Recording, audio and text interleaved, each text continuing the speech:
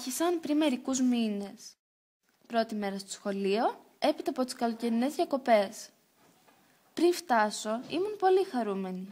Την προηγούμενη χρονιά είχα αποκτήσει αρκετούς φίλους μέσα στο τμήμα μου και όλοι μαζί ήμασταν μια ωραία παρέα. Ανυπομονούσα λοιπόν να επιστρέψω στη γνώριμη συντροφιά μου. Όμως τα πράγματα φέτος θα ήταν διαφορετικά. Το κουδούνι χτύπησε και μπήκαμε όλοι στη τάξη μας. Μόνο που εγώ, λόγω κάποιων αλλαγών που έγιναν, έπρεπε πλέον να ενταχθώ σε διαφορετικό τμήμα, στο οποίο δεν γνώριζα κανέναν. Τότε ξεκίνησε ο εφιάλτης μου.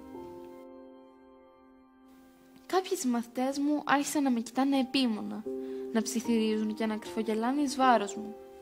Άρχισα να αναρωτιέμαι, τι κακό έκανα, σε τι έφτεξα. Δεν τολμούσα να πάρω το λόγο. Για κάθε τι που έλεγα σχολίαζαν κοροϊδευτικά. Αυτό συνεχιζόταν καθημερινά. Άλλοτε με κοροϊδεύαν, άλλοτε κολλούσαν χαρτάκια στην πλάτη μου. Κάποιες φορές μάλιστα πετούσαν χαρτάκια και στον καθηγητή μας. Και έπειτα κατηγορούσαν εμένα γι' αυτό. Ένιωθα απελπισμένη. Το μόνο που μπορούσα να κάνω ήταν να περιμένω βασανιστικά να χτυπήσω το κουδούνι για το διάλειμμα. Αλλά και τότε δεν ήταν καλύτερα τα πράγματα.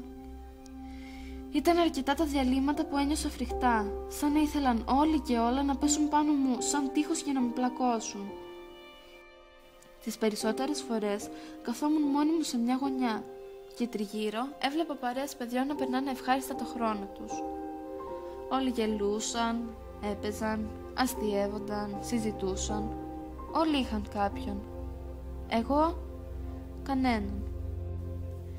Οι μέρες περνούσαν και το μοτίβο επαναλαμβανόταν μονότονα. Η ίδια απέσια ρουτίνα, το ίδιο τρομακτικό όνειρο. Στη σκέψη μου γύριζε διαρκώς η ίδια φράση. Γιατί σε μένα όλα αυτά, γιατί? Ήμουν βυθισμένη στη θλίψη μου, όταν ξαφνικά εμφανίστηκε μπροστά μου μία συμμαθήτριά μου. Εκείνη τη στιγμή πραγματικά μου φάνηκε σαν άγγελος. Με κοίταξε με συμπάθεια και μου είπε: «Ηρέμησε και έλα να πάμε στην τάξη μας. Έχουμε ήδη καθυστερήσει». Απορριμμένη τη ρώτησα: «Όλοι οι υπόλοιποι λένε για μένα ότι είμαι άχρηστη και δεν αξίζω τίποτα. Δεν φοβάσαι μήπως τα βάλουν και μαζί σου αν δουν ότι με κάνεις παρέα?»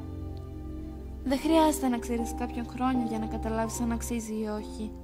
Εξάλλου, η πραγματική αξία καθενός καθρεφτίζεται στα μάτια του.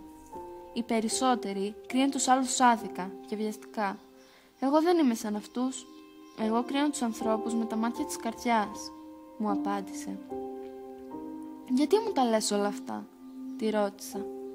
«Γιατί η αγάπη μπορεί να ζεστάνει τις καρδιές και των ψυχρών ανθρώπων, αρκεί να τους τη δείξεις. Οι νταΐδες είναι συχνά παιδιά που έχουν στερηθεί την αγάπη και έχουν δεχτεί και οι ίδιοι βία. Μην το βάζεις κάτω λοιπόν. Πίστεψε στον εαυτό σου και πρόσφερε απλόχερα την αγάπη και τη φιλία σου σε όλους. Θα δεις πως όλα θα διορθωθούν. Εγώ θα είμαι δίπλα σου», μου είπε. Έπιασε το χέρι μου και μπήκαμε μαζί στην τάξη.